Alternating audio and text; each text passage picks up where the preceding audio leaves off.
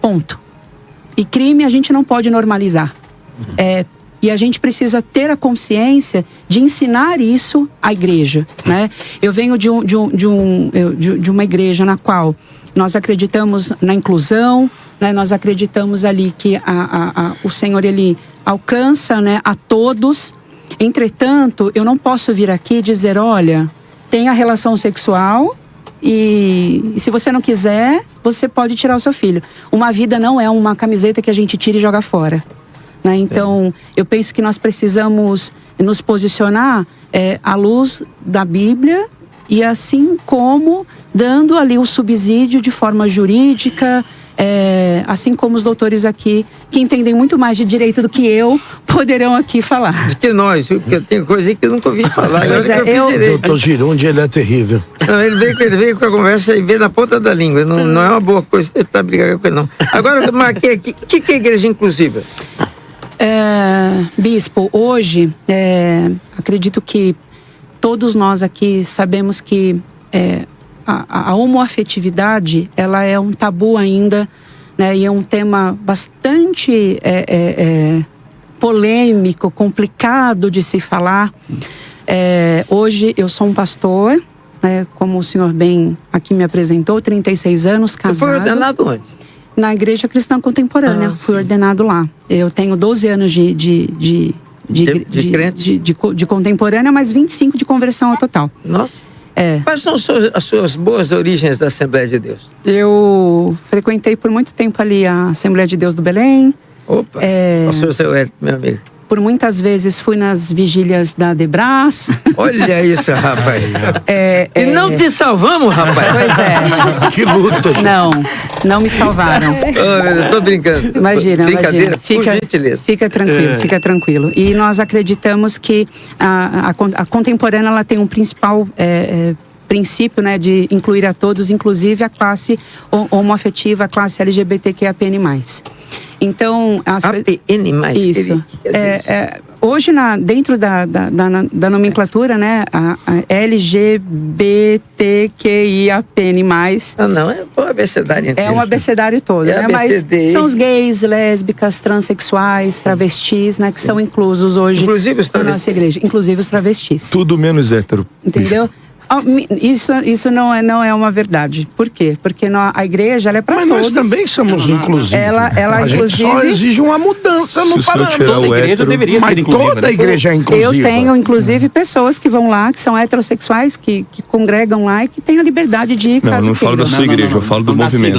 Sim. O movimento. É tudo menos heterossexual. Exato, o movimento sim. O movimento não tem um H. Não tem. Não tem um H. Vamos aproveitar que você está falando disso aqui, não é o tema, mas estamos falando de uma boa. Por que todo homossexual é encrenqueiro? Então, olha, você sabe por quê? Você vai no avião, você pode brigar com todo mundo, menos com homossexual. Você vai no restaurante, você pode discutir com todo mundo, menos com homossexual. Porque para o homossexual tudo é uma afronta à homossexualidade, quando na verdade não é.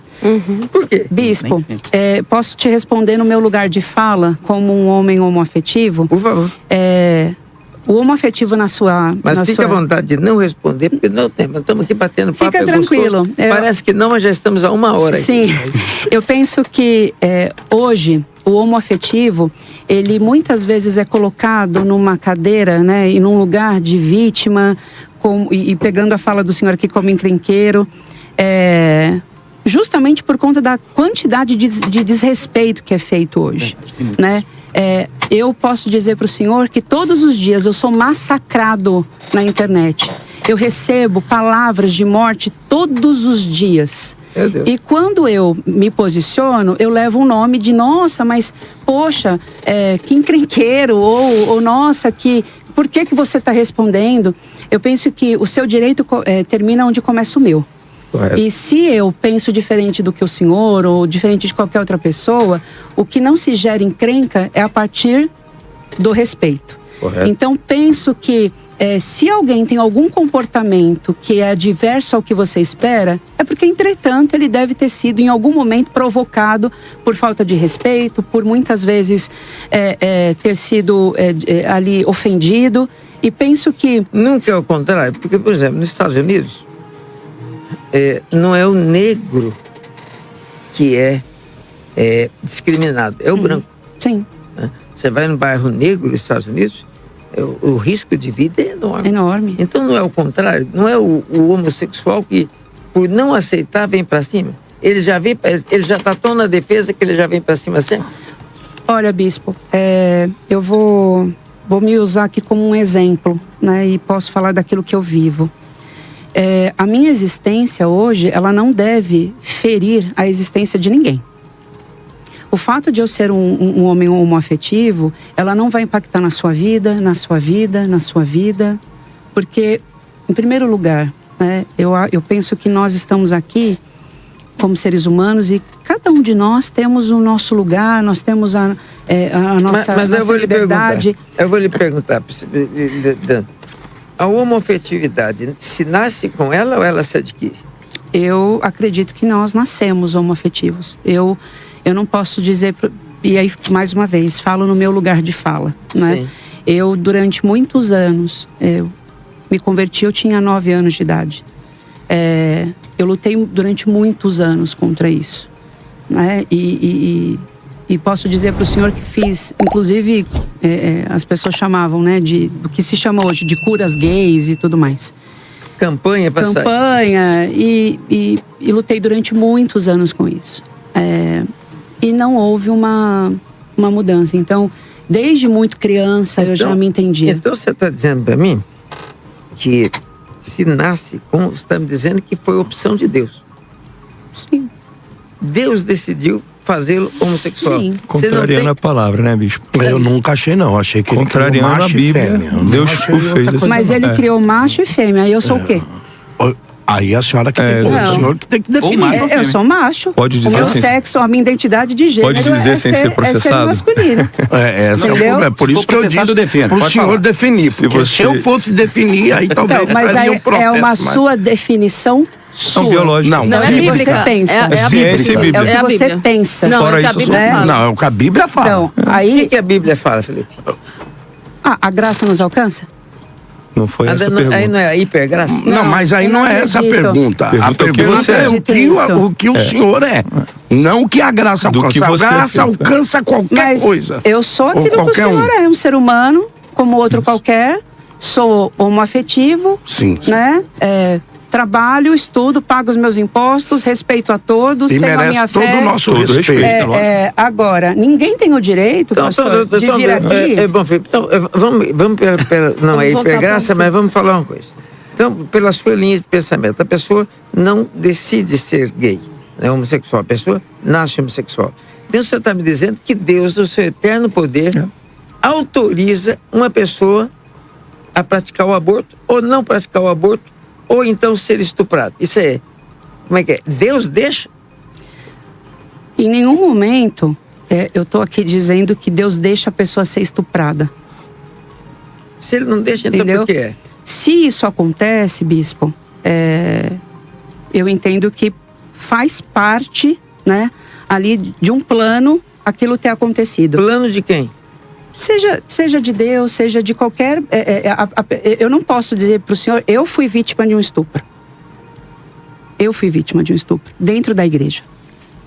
O senhor me permite perguntar a idade de que isso aconteceu? Sim. O senhor se incomoda de falar? Não me incomodo, não. Não me incomodo. Eu fui vítima de um estupro por uma pessoa que estava dentro da igreja. Pregava, cantava. E eu era uma criança de 12, 13 anos. Você já era homossexual? Ou isso foi um divisor? Não foi. O estupro não foi um divisor de águas para que eu me tornasse homoafetiva, porque eu sempre fui. Qual a diferença? Né? Homossexual para o homoafetivo? Na verdade, é a nomenclatura, né? A nomenclatura moderna. A nomenclatura se chama de homoafetividade, né? A partir da DO 26. Exato. Então, O Leonardo tá com tudo na ponta da língua. Ele veio armado, rapaz. Ele veio armado. Direito religioso, né? Eu lido com isso o dia inteiro. Então, eu posso falando da minha história, né? Eu passei por essa situação. Sim. Foi algo extremamente traumático. Doloroso. Doloroso. Nota-se que até hoje... Não, desculpe. Você está falando, embargando. Parece que é uma coisa que não está curada ainda. Pastor, está curado, bispo. Sabe por quê? Porque hoje eu falo disso de uma forma muito natural, porque eu superei isso, não foi algo que hoje não me traz dor. Inclusive, eu recebo muitas pessoas que já passaram por situações como essas. A pessoa usou, porque você pode estuprar usando o poder que você tem sobre, naquela influência que você tem, como se fosse um patrão, que a pessoa não quer perder o emprego, então permite, entre aspas, o estupro. E existe o outro que é literalmente o exercício da força. No seu caso, foi qual dos dois? Eu passei por... Fica à vontade para não responder. Foi pelas duas situações, assim. Foi a força, porque né, um homem de mais de 40 anos, comparado a um menino de 11, 12 anos... Tem que falar. Claro.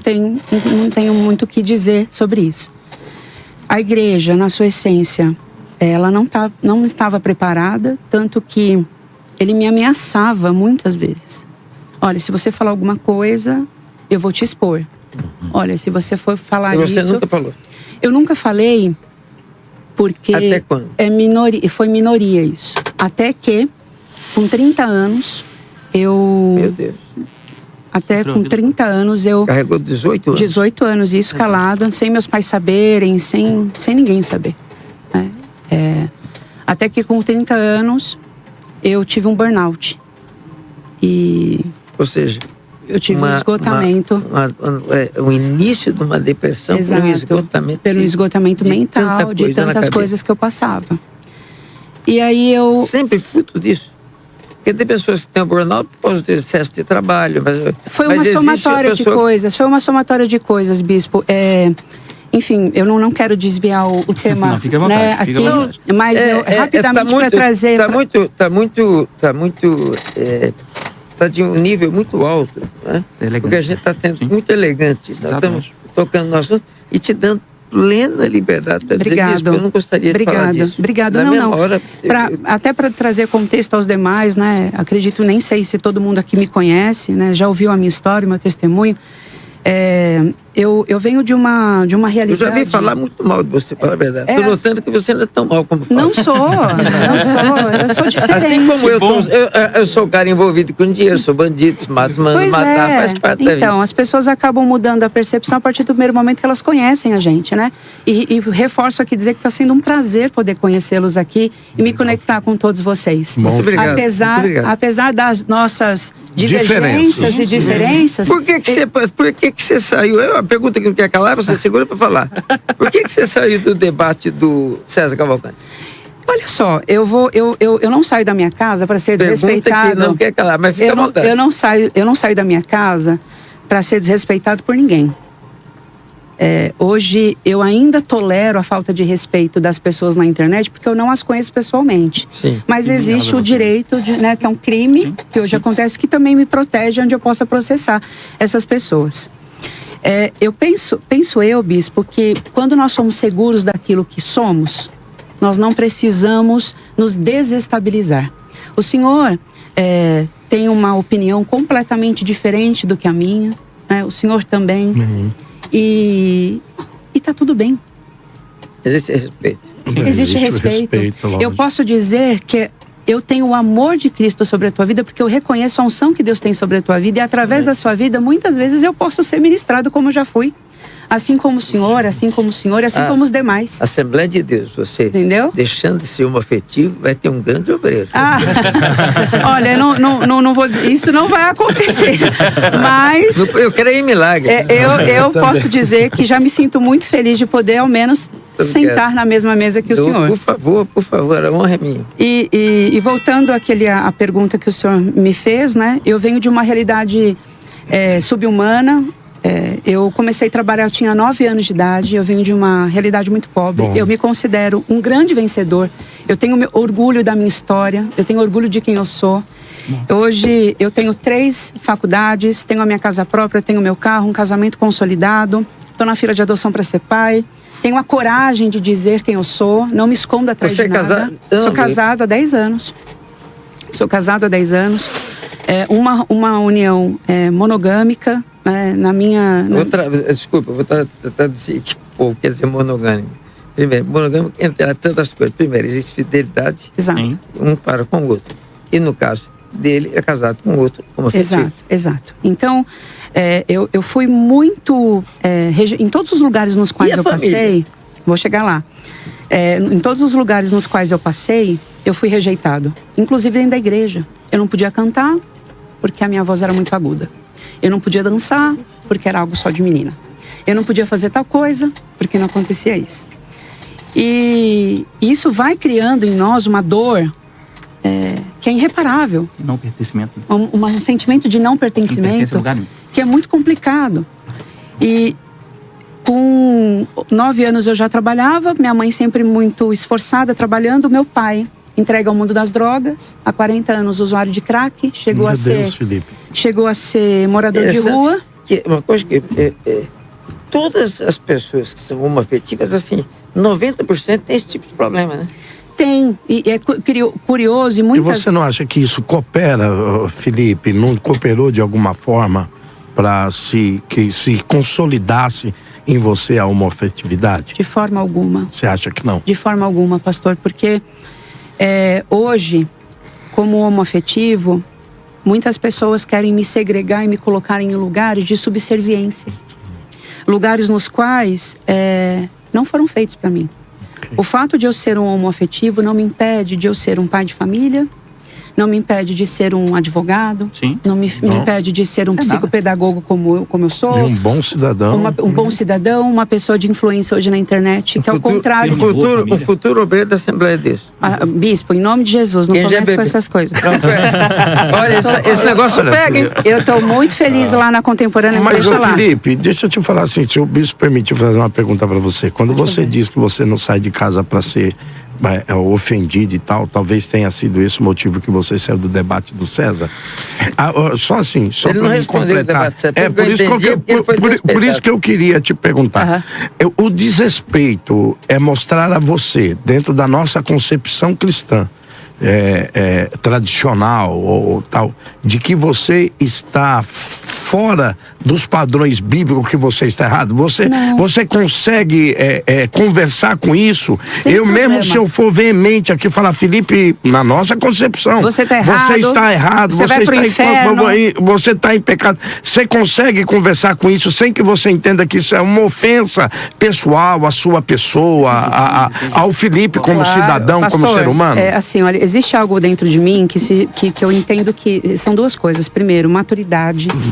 Para entender, não só maturidade enquanto homem, mas também espiritual, de entender que a minha luta, não é contra você. Não é sobre você ou sobre mim. Nós temos pensamentos diferentes e isso não me impede de poder conversar contigo. O que você vai me dizer, o que você vai falar, o que você pensa, é um direito seu e eu respeito. Assim como o que eu estou falando é um direito meu e eu sinto o desejo de ser respeitado pelas outras pessoas. E isso não me invade, não me inviabiliza, não me coloca num lugar de, poxa, é contra o Felipe. Não, tá tudo bem, nós estamos falando do nosso exercício de fé, você está falando do que você acredita veemente, e tá tudo bem. Quando eu me recusei a continuar no debate do pastor César, que inclusive eu quero fazer aqui uma aspas do tamanho do mundo, ele é uma pessoa sensacional, respeitoso, tanto que eu voltei semana passada, eu estive lá, né? E ele foi extremamente educado comigo. Já com o episódio que aconteceu com aquela outra pessoa, que eu não quero nem aqui me dar o direito de dizer o nome, não propagar, né? De não propagar, por respeito a mim, não é nem a ele, que eu acho que você tem formas e formas de conversar com uma pessoa. Naquela ocasião, que horas são agora, gente? 11h11. Eu estava entrando no ar às 11 da manhã com aquele cidadão e com o pastor César. Eu não saio da minha casa para ouvir barbários, coisas voltadas a sexo, acho que esse não é um ponto. Tem pessoa que gosta de like, né? Like. E eu não venho aqui para lacrar, eu não vou em lugar nenhum para lacrar. Eu vou para falar daquilo que eu acredito, eu vou ali para falar do amor de Deus, eu vou ali para falar de uma série de coisas que eu acredito que são importantes, né? Para quem quer ouvir. E quem não quer ouvir, amém, também tá tudo bem. O ponto hoje é que grande parte, né, da audiência que eu tenho hoje, pastor, ele vem muitas vezes de homens heterossexuais que abrem a boca a todo momento para falar barbaridades, e diferente de mim, eu tô ali, né, sempre procurando falar do amor de Deus. Então, em resumo, né, esse é o Felipe. Eu venho de uma família bem simples, convertido aos 11 anos de idade, trabalhei muito, estudei muito, é uma luta todos os dias para eu estar em pé, mas eu tenho muito orgulho, pastor, da minha história, orgulho de quem eu sou, orgulho de poder ter chegado até aqui com pessoas tão relevantes, pessoas que têm ali, né, tanto conhecimento, tanta visibilidade, e creio que juntos nós teremos ali a oportunidade de aprender uns com os outros, e sobretudo, independente da placa, levando o amor de Deus para todas as pessoas. Então, em resumo, bispo, esse é um pouco do Felipe. Não, e mais uma vez, eu tô achando que você tá mais tradicional que eu. Na verdade, é que as pessoas acham que lá na igreja inclusiva, bispo, as pessoas vão chegar lá e vão ver a gente batendo leque, dançando no polidense, batendo cabelo. E não é isso. Mas isso não acontece. Isso não acontece. Lá... Olha, eu vou lá visitar para pregar. Olha, lá, o senhor vai ser super bem-vindo, mas lá isso não acontece. Isso não acontece. Ô bispo, desculpa a intervenção aqui, a questão não tem nada pessoal. Ó, quem estiver à direita do pai, fica à vontade. Só para dizer aqui que é preciso que o pastor Felipe entenda que o estilo de vida que ele decidiu ter é um contraponto ao evangelho bíblico. É só isso que você precisa entender, né? E nada mais do que isso. Qualquer pessoa que se opõe e que entende que o seu estilo, a maneira como você decide se vestir, se comportar, e até a maneira como tenta se normalizar o seu comportamento, se a igreja, nós que somos cristãos e buscamos entender o evangelho à luz da Bíblia, pagamos o preço, ou tentamos pagar o preço para viver o evangelho bíblico. Se a gente normaliza isso, estamos dando um recado muito complicado para a fé que nós professamos. Então, toda vez que você vir, e eu não estou falando dos excessos, porque eu falo por mim, não falo por outros, você vê uma defesa incisiva de um princípio bíblico que tem a ver com a fé genuína que a gente quer conservar, que o nosso desafio não é ser só igreja, é ser igreja bíblica. É isso. Porque ser placa, colocar lá uma igreja, chamar de inclusiva, não inclusiva, isso não faz a menor diferença. O que faz a diferença é bíblico. Quem defende a igreja bíblica, de alguma maneira, vai chocar, né, com o seu comportamento. Às vezes a fala de alguém, para pessoas, na simplicidade, a gente que tem Assembleia de Deus em recantos do Brasil, em lugares muito simples, ao olhar para a maneira como você se porta, comunica, fala, isso é um choque, é mais do que uma grosseria que você possa ouvir de alguém com palavras. Então, essa percepção precisa ser entendida. E quem defende a fé bíblica vai precisar se posicionar e fazer uma barreira de contenção para que nós não nos transformemos aquilo que nós não acreditamos. Não sei se os demais pastores têm a mesma convicção. Isso nunca pode ser levado por uma questão pessoal, mas uma questão de defesa de fé. Sim. É essencial que nós defendamos, façamos uma barreira para que quem está na audiência entenda. Eu sou Assembleia de Deus Vitória em Cristo, sou cristão, procuro ser bíblico. Eu não concordo, não vejo glamour, não vejo nenhuma espécie de normalização no estilo de vida. Eu discordo disso. Eu acho que o pastor Gustavo está falando tem a ver pela questão de a adoção de uma criança por 2 homens é um outro aborto. Então, bispo, neste ponto eu não concordo. Fique à vontade. Eu não concordo porque... Eu quero que você discorde de mim. Eu não concordo porque, bispo, assim como um casal heterossexual fez ali, né, teve o ato, a criança foi concebida e ela foi rejeitada e colocada para adoção, o amor que um casal homoafetivo pode ter sobre essa criança independe de qualquer questão. Não, mas não. E só um detalhe, eu falei que aborto não era direito. A adoção por casais homoafetivos é um direito. Tá? São coisas diferentes. Sim. O aborto não é direito, mas a adoção por um casal, uma criança por um casal homoafetivo é um direito. Pastor, mas veja, e como é que o senhor vê isso? Só um segundo. Aí é muito complicado. Por quê? Porque, na verdade, a influência da criação gera. Sem dúvida. Meu filho é pastor. Sim. Porque eu fiz ele pastor. Minha filha é evangélica porque eu ensinei no caminho. A Bíblia diz, ensina o menino caminho que deve andar. Ficando mais velho, não se desviará dele. quando uma criança vê um pai e um pai, porque não dá para ter um pai e uma mãe. Um pai e um pai. Quem é a mãe? 2. A pessoa vê o pai e o pai. Acostuma-se que aquilo é o normal.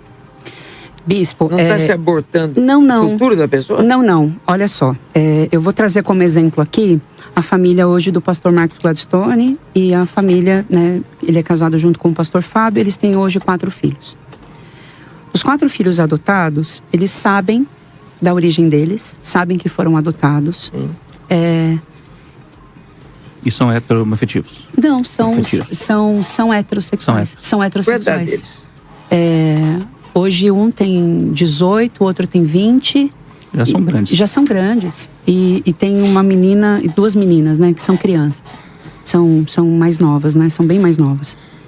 E a educação que os pastores hoje dão para essas crianças é dizendo, de fato, quem elas são, de onde elas vieram. Não existe hoje uma educação voltada, olha, de incentivar. Não existe isso, sabe? Hoje não, é uma coisa que talvez a sociedade criou, construiu, achando que, nossa, olha, vou adotar uma criança e vou ensiná-la a ser gay. Não é isso. Essa é a ideia, já lhe dou agora. Essa é a ideia que, não vou repetir, a ideia que eu tenho. Não, bispo, isso não é o que acontece. Eu criei meus filhos para... Né, eu criei meus filhos para... Então, se eu tivesse um caso homoafetivo, obviamente a criança veria nisso o exemplo. E no exemplo estaria abortando uma heterossexualidade. Não, isso... que... vamos aqui, mas... Porque é uma coisa interessante. Entendi o que o senhor quer dizer. Então, aí nesse caso, tanto ela chegou a engravidar, ela não queria cometer o aborto, a família também não, mas a militância esquerdista, constituída aí na sua maior quantidade de feministas, né, que as feministas são assim, elas se vitimizam e depois elas atacam. Então, elas conseguiram derrubar o veto da juíza, que disse que a criança poderia permanecer até mais 2 semanas para poder ter esse parto, e elas fizeram o quê? Elas conseguiram fazer com que a criança praticasse, né, o aborto ali, e quando foram sequer trazer os fatos, a criança já havia cometido o aborto. Então esse caso aí não foi um estupro, né, considerado um estupro pela família, foi algo que foi feito de forma consensual. Aí eu fui pontuando aqui algumas coisas, eu gostaria de falar sobre essa questão de adoção. Eu fui adotada com um dia de vida, eu fui casada por 13 anos, eu passei 13 anos sendo agredida em um relacionamento muito abusivo, tive 3 filhos, eu sei muito bem o que é passar por situações de violação e a Bíblia diz, Paulo diz que em tudo nós somos mais que vencedores, né? Eu superei tudo isso, eu tive um aborto espontâneo, eu sei que é algo que machuca muito passar por uma situação como essa, e eu fico pensando nas mulheres, né, que estão em casa hoje, que querem gerar... E você soube, só um minuto, para não perder, você sabia que você era adotada? Sempre soube que eu era adotada, inclusive minha mãe biológica sequer sabe quem é meu pai biológico, porque ela se deitava com vários homens e ela era viciada em bebida, enfim. Mas, assim, sobre a questão da igreja também, que o pastor Hermes pontuou, igrejas sérias, elas dão sim suporte psicológico. Eu acredito que a Assembleia de Deus do Brás, assim como a Assembleia de Deus do Belém, dá um suporte psicológico a pessoas que são vítimas de abuso, vítimas de estupro, mas no Brasil acontece em torno de 800 mil abortos por ano. Sim, estudos, eu fiz uma pesquisa. 800 mil abortos. Isso é uma cidade, por exemplo, a cidade que eu sou natural de Imperatriz, no Maranhão, a cidade nossa tem 300 mil habitantes, é 2,5 vezes a quantidade de moradores e habitantes da minha cidade natal.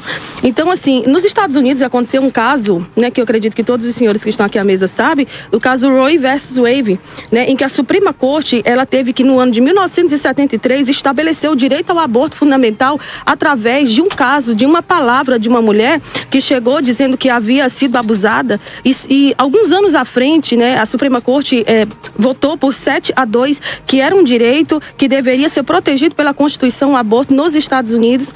E aí, depois de um tempo, essa mulher acaba conhecendo Jesus e ela vem a público dizer que tudo aquilo era uma narrativa criada pelas feministas para dar a ela o direito de aborto. Então, nós precisamos considerar que as feministas, elas criam narrativas e, na sua maioria, são mentirosas. Inclusive, lá em Santa Catarina, a deputada Ana Campagnolo denunciou que as feministas, elas conseguiram levantar, as feministas como que diz, os deputados estaduais de Santa Catarina, bancada. Sim, da bancada, elas conseguiram levantar e conseguiram a aprovação de que as meninas que fossem vítimas de estupro, elas só poderiam ser analisadas no IML se fosse por uma perita mulher. Só que isso atrasou muito o processo, porque não existem peritas mulheres suficientes para isso. Então as feministas acham que conseguem, né, com as suas pautas, direitos para mulheres, mas na verdade elas fazem, na verdade, mais prejudicar do que ajudar. Uma outra coisa, Felipe, tu falou sobre ser massacrado. Eu todos os dias também sou, por uma posição teológica que eu defendo de forma que as pessoas não concordam. Então, assim, a gente vai sempre passar por isso. Só que, assim, Paulo diz em 2 Coríntios, capítulo 4, a partir do versículo 8, que todos os dias nós somos ofendidos, mas que seja por amor a Cristo, que seja por estar defendendo o que Amém. A palavra de Deus defende e caminhando para o céu, porque eu acredito que no céu nós teremos surpresas. Amém. Só que a nossa defesa aqui é que nós devemos deixar o embaraço, o pecado, tudo aquilo que nos rodeia e correr a nossa carreira, olhando para Jesus, abandonando nossas práticas. E eu sei que aqui ninguém está aqui para dizer que você é certo ou errado, assim, no seu direito, mas biblicamente nós não concordamos. Sim. Agora sim. Apesar de estar errado, viu, Felipe? Apesar de eu não concordar que eu estou errado. Então, o que a história diz sobre o aborto? Isso aqui é muito sério. Ao longo da história, crianças foram sacrificadas a uma variedade de divindades para se obter favores e bênçãos. Olha só, os astecas arrancavam o coração dos filhos para apaziguar os deuses da chuva e da guerra. Os incas sacrificavam os seus filhos ao deus do sol para que as suas colheitas frutificassem. Os cananeus sacrificavam os seus bebês a Moloque para terem prosperidade. Enquanto essas crianças eram sacrificadas, tambores eram tocados para abafar o grito dessas crianças que estavam morrendo. Hoje também não é diferente. Hoje nós continuamos sem ouvir os gritos dessas crianças. E a forma como essa criança cometeu, né, esse aborto lá em Santa Catarina foi algo que chocou todo o Brasil, porque ela já tinha praticamente a idade, né, ali, já estava no período praticamente para conseguir fazer esse parto sem que, né, passasse por um aborto. Essa forma foi feita, bispo, através de uma cistolia fetal, onde o cloreto de potássio é injetado no coração da criança até essa criança ter um infarto. E os pedacinhos da criança são quebrados e a mulher tem que passar pelo processo de parto da mesma maneira. Gente, isso é tão cruel que até mesmo na eutanásia de animais não se aplica esse tipo de tortura, mas... Em momento nenhum da gestação. Justamente, em momento nenhum da gestação. Mas querem normalizar isso. Nós não podemos normalizar. É uma cultura diabólica, né? E nós que somos crentes precisamos nos posicionar. Ontem foi dito aqui, o bispo, o pastor Calixto e o querido estava aqui na mesa, ontem foi dito aqui por uma pessoa que nós precisamos deixar de lado o politicamente correto e denunciar o que deve ser denunciado. Crente é pró-vida. Crente, ele não pode ser a favor do aborto em qualquer que seja o tempo. O que as feministas querem fazer, bispo, para suavizar esse negócio? Elas querem dizer que a criança, ela é apenas um aglomerado de células até que ela se torne um feto, portanto, ela é parte do corpo da mulher, quando na verdade não é. Se a Bíblia diz, e o nosso manual de regra, fé e prática é a Bíblia, se a Bíblia diz que a criança, ao ser formada, ela já é alguém que Deus conhece a sua história, e aqui também eu fiz um levantamento sobre nomes de pessoas que quase foram abortadas. Olha só, Beethoven, o Chaves, Steve Jobs, Andrea Bocelli, o Papa João Paulo II e o Bento XVI quase foram abortados. Imagina, se esse povo tivesse sido abortado, quantas pessoas incríveis nós teríamos deixado de conhecer. Assim também eu creio que essas pessoas que estão cometendo esses atos abortivos, elas estão impedindo o mundo de conhecer pessoas incríveis, pessoas talentosas, pessoas que poderiam fazer grande diferença para esse mundo. Portanto, a gente continua com essa defesa. É pecado e quem comete, se não se arrepender, já sabemos para onde vai. Bispo, me dá um minuto.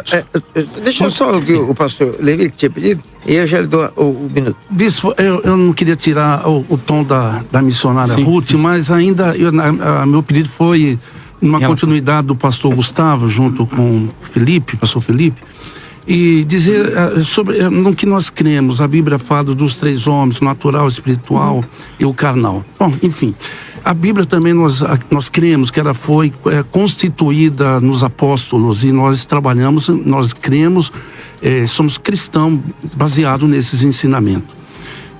Sobre o sofrimento de tudo que você contou, realmente tem que ser respeitado que Deus continue guardando a sua saúde emocional, isso aí, respeitosamente, é importante cuidar e ser cuidado. Todavia, na questão que o pastor Gustavo trouxe, aí me preocupou ouvindo sobre o eco exatamente da continuidade dessa fala. Porque o ser cristão envolve, agora dentro, não de um processo natural.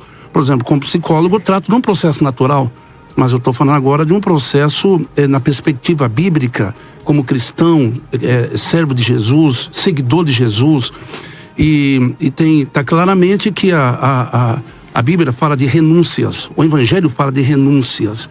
Talvez aquilo que eu gostaria de fazer, mas não posso fazer.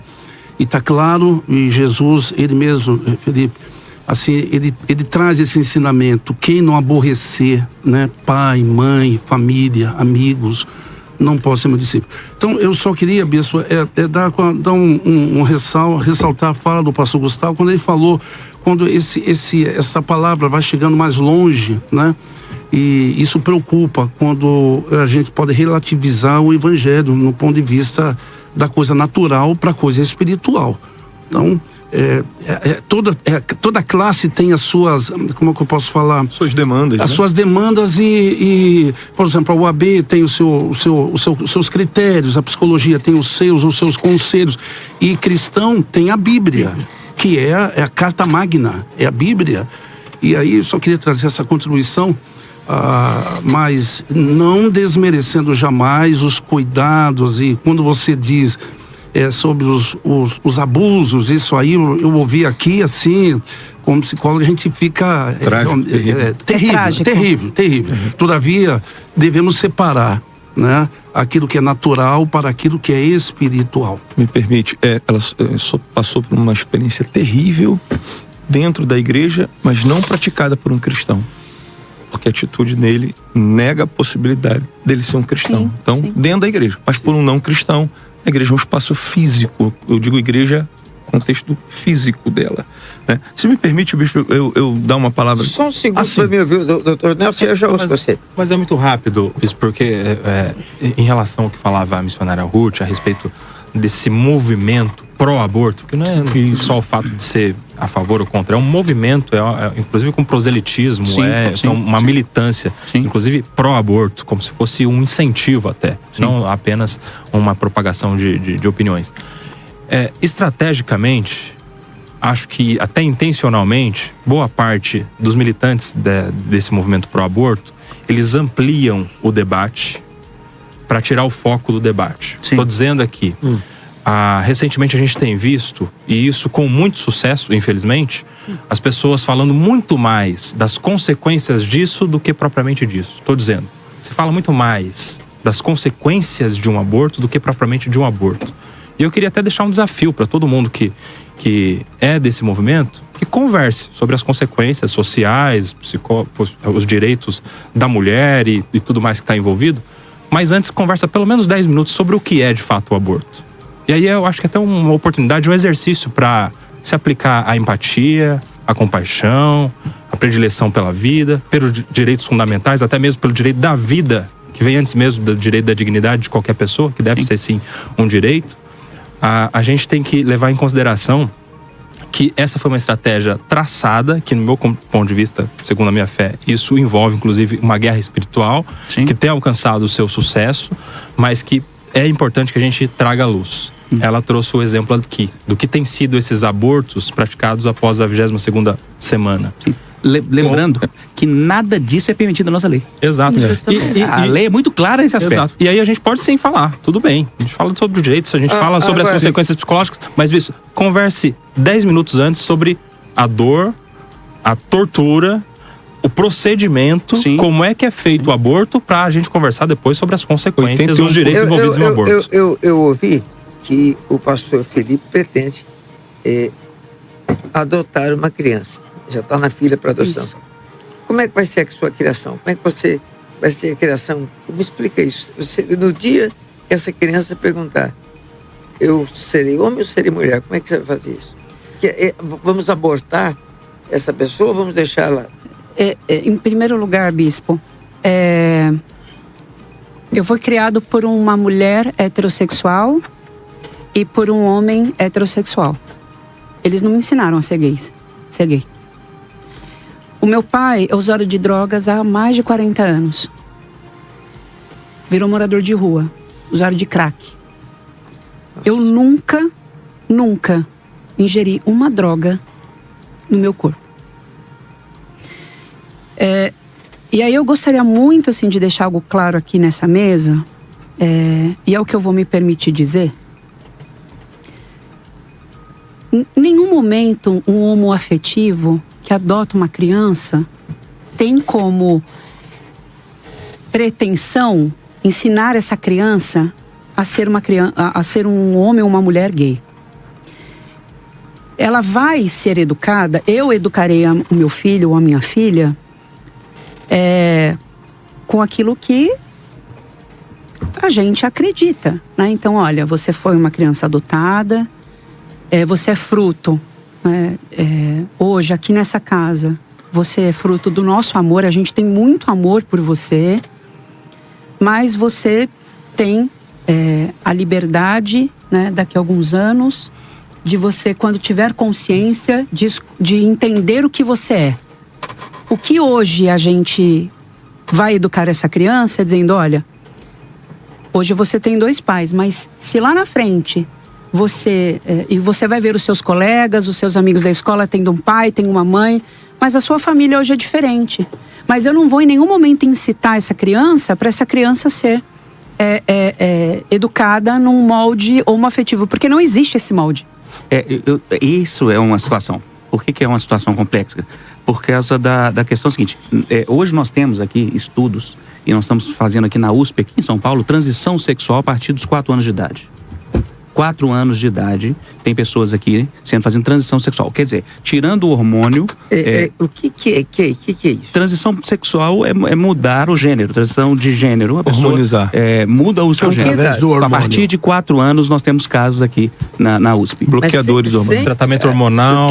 A criança não tem poder de decisão. Mas os pais incentivam e movem. E a lei aceita isso? Move ações judiciais, os juízes autorizam. Né? Houve uma mudança recente no Conselho Federal de Medicina, emitiu um documento. Mas isso não alterou ainda o processo, a pesquisa que está sendo feita. Hoje nós temos 200 e tantas crianças nesse processo. E aí, o que é isso? Você pega uma criança de 4, 5, 6 anos e bloqueia o hormônio do seu gênero. Masculino. Do seu gênero. Então, ele não terá os efeitos do hormônio com isso. Não terá barba, ele terá aspectos físicos diferentes. Depois de uma certa idade, ele começa a colocar o hormônio do outro sexo, do outro gênero. Então, você está mudando a pessoa. Né? Você está transformando uma pessoa em outra. Eu talvez falar disso.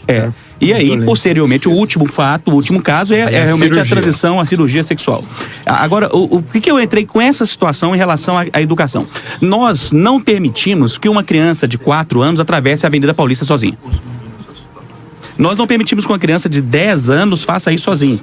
Nós damos as mãos e falamos, é errado fazer isso. E nós indicamos caminho. Talvez essa questão... É o cumprimento de Mateus 24, chamado de coisas espantosas. Aí você pega a questão tem o poder de mudar o sexo de uma forma química. Só que a Bíblia condena isso, lógico, né? Lógico. Porque ela diz, ai daquele que faz das trevas luz... Aí e das luzes, mas aí da situação onde que eu quero... Felipe, que foi uma decisão pessoal. Sim. Aí é uma imposição. Mas por que surgiu esse assunto aqui? É por causa da questão, muitas vezes, eu não acredito que um casal homoafetivo gere uma criança homoafetiva. Não é isso. Mas a dúvida pode gerar. A dúvida, porque é o seguinte, tem certas coisas que você responde pro seu filho. Você imagina você não responder uma pergunta dessa pro seu filho. Fala assim, pai, eu sou homem ou eu sou mulher? Contribuindo aí, Vygotsky, um cientista, disse que uma pessoa muda o ambiente. Sim. Aí a pessoa... Aí agora você bateu dúvida pode ser algo complexo. Se é o que a pessoa pode ser, então a palavra bíblica está errada. Ensina o menino o caminho que deve andar. Isso, sim. Não é. É um exemplo. Eu, sinceramente, claro, respeito ao pastor Felipe, estou conhecendo ele, pretendo estender essa convivência, mas a questão é que eu creio no poder dos pais, dado por Deus. Bispo. Dado por Deus.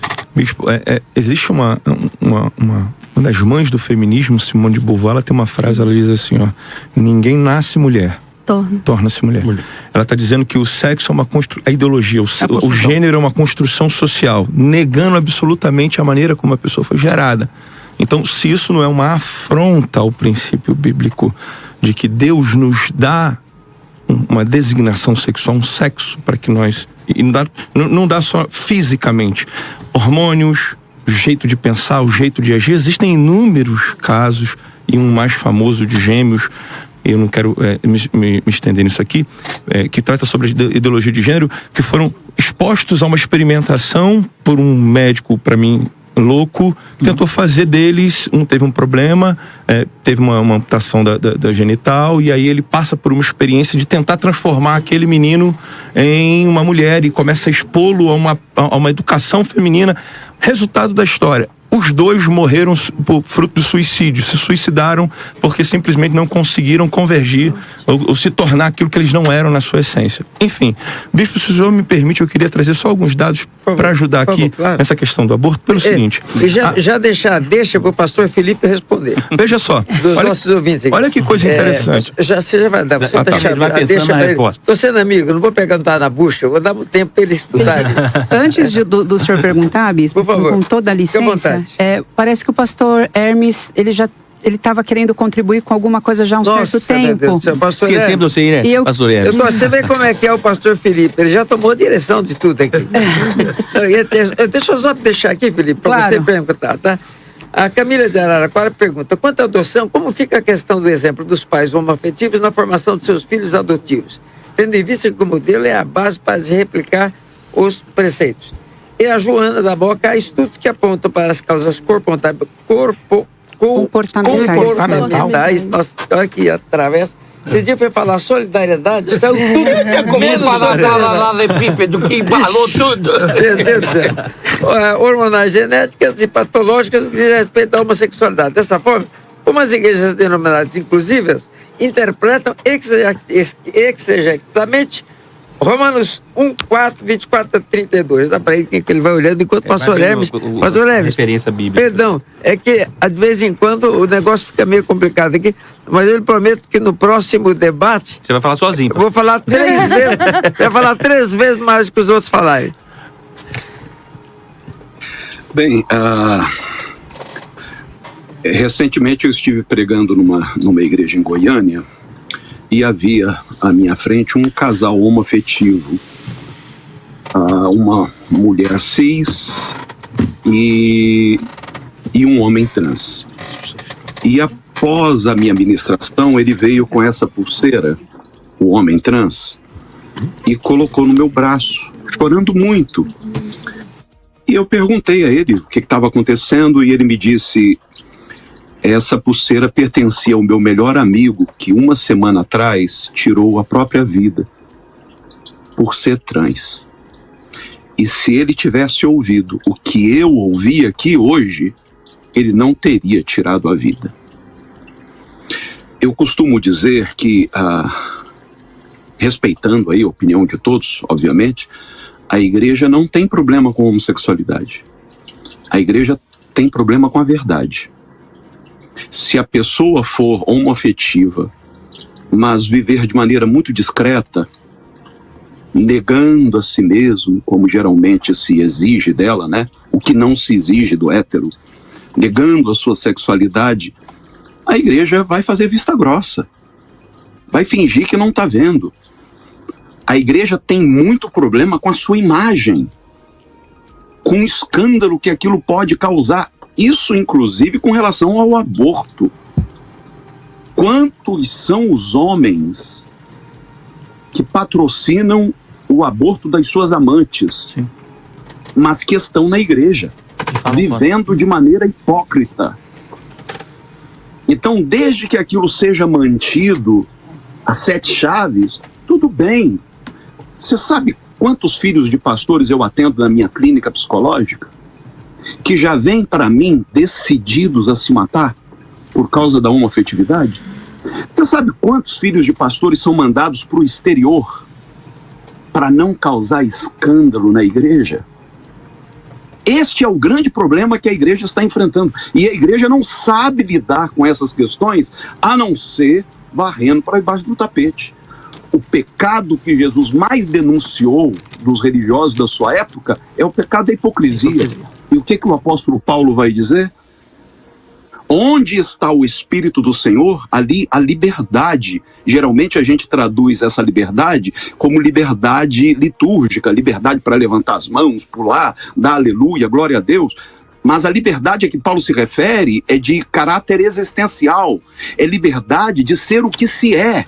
Aí Paulo vai dizer, e nós, com o rosto descoberto, sem a máscara que a religião nos oferece, aí sim somos transformados de glória em glória. Agora, um ambiente onde a pessoa não pode ser autêntica, onde ela tem que forjar algo, como é que o Espírito Santo pode atuar nela? E uma outra questão, eu também sofri abuso, viu, pastor Felipe? Meu pai, pastor, meu avô, pastor da Assembleia de Deus, meu pai foi um grande líder aqui no Rio de Janeiro, que foi um dos precursores do neopentecostalismo, meu pai, missionário Cecílio Carvalho Fernandes, líder da Casa da Bênção, o diácono de maior confiança dele, eu tinha 7 anos, abusou de mim. Eu não me tornei homossexual. Então não há qualquer relação entre homoafetividade e abuso, nada, zero. E eu falo como psicólogo.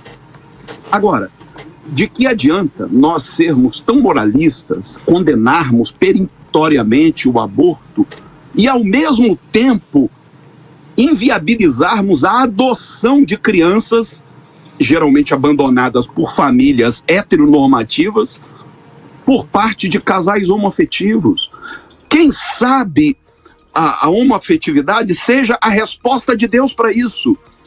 Deus fez homem e mulher. Sim, nós estamos falando de sexo biológico, mas eu concordo que gênero seja sim uma construção social, e eu falo não como pastor, que sou há 37 anos, mas como psicólogo, que recebe na sua clínica todos os dias gente oriunda da igreja evangélica, inclusive pastores, que têm casamentos héteros, que vivem uma crise terrível porque não se aceitam como homossexuais.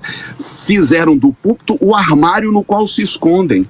E a igreja não sabe lidar com isso. Desde que isso seja varrido para debaixo do tapete, tudo bem. Aí vale aborto, vale estupro marital. Por que a igreja não fala sobre estupro marital?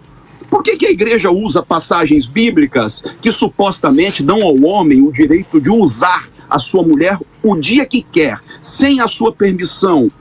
Por que a igreja condena tanto o sexo pré-marital, mas não orienta os jovens ao sexo responsável? Sim é sim, não é não. A gente finge que eles não estão fazendo, e estão fazendo. E quantos abusos acontecem dentro de lares?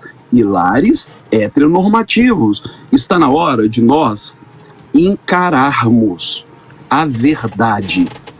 Não foi Jesus que disse: conhecereis a verdade e ela libertará? Então está na hora de sermos menos hipócritas. Uma coisa é o ideal.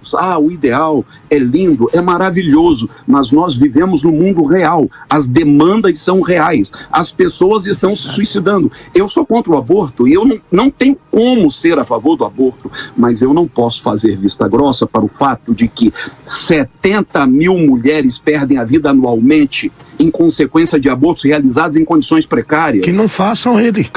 Justamente. Que não façam. Não teriam morrido. Vamos só deixar... Pastor Lemes, fique à vontade. Ao final, eu quero colocar uma posição. É fácil. Agora, se uma filha sua fosse estuprada aos 10 anos, você ia querer... Minha filha é coberta e lavada com o sangue de Jesus. Não vai ser, não. Não é com a gente. Pastor Lemes. Quando não é com a gente, não vai ser, não. Quando é com os outros, a gente aponta o dedo. Só um minuto, pastor Lemes. Primeiro, meu respeito, irmão. O que eu vou falar aqui não tem nada a ver com a sua pessoa física. Suas colocações foram as piores da face da terra. Não poderiam ter pior. E eu vou lhe dizer por quê. A igreja não tem compromisso de jogar nada embaixo do tapete. Justamente. A igreja tem compromisso com a salvação da pessoa. Sim, é verdade. Se dói, eu vou pedir tudo respeitosamente ao pastor Felipe, longe, eu preciso somente dizer isso para combater, infelizmente, o que o pastor Hermes falou. Se nós jogamos para baixo do tapete homossexualismo, que não queremos enfrentar, discordo, número, gênero e grau. A igreja que eu pertenço, a Igreja da Assembleia de Deus, a maior Assembleia de Deus desse país, com mais de 80 mil ministros, a cada 3 anos, coloca no seu temário convencional nacional a questão da homossexualidade. Convido o irmão a estudar um pouco a Assembleia de Deus do Ministério de Madureira para entender o que o senhor está falando. 4. Eu não tenho que aceitar a homossexualidade, eu tenho que respeitar o homossexual. Sim. Mas a homossexualidade é pecado condenado na Bíblia, vai para o inferno. Eu não tenho o direito de desrespeitar o homossexual.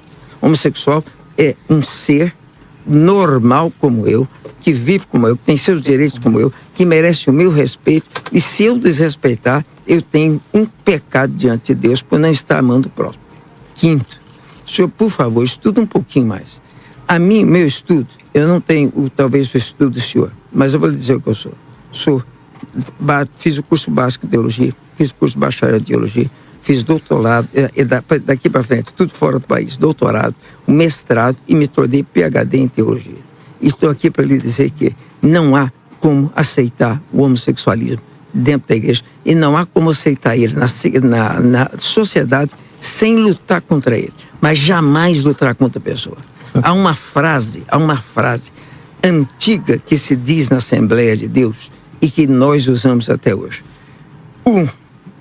Amamos o pecador, odiamos o pecado.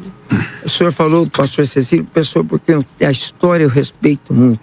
O pastor Doriel de Oliveira foi um dos maiores amigos que eu tive. Aliás, eu falei em nome da Assembleia de Deus no culto fúnebre do missionário Doriel, ali em Taguatinga, na catedral. Mas o missionário Doriel jamais falaria os absurdos que o senhor falou. Olha... Ei, rapidinho aqui, se você quer começar a ganhar uma renda extra com o YouTube e as redes sociais, acesse o link fixado nos comentários ou na descrição desse vídeo. Você acaba de assistir mais um corte do Evangelho Sem Cortes. Não esqueça de deixar um like neste vídeo, escrever sua opinião nos comentários e se inscrever no canal.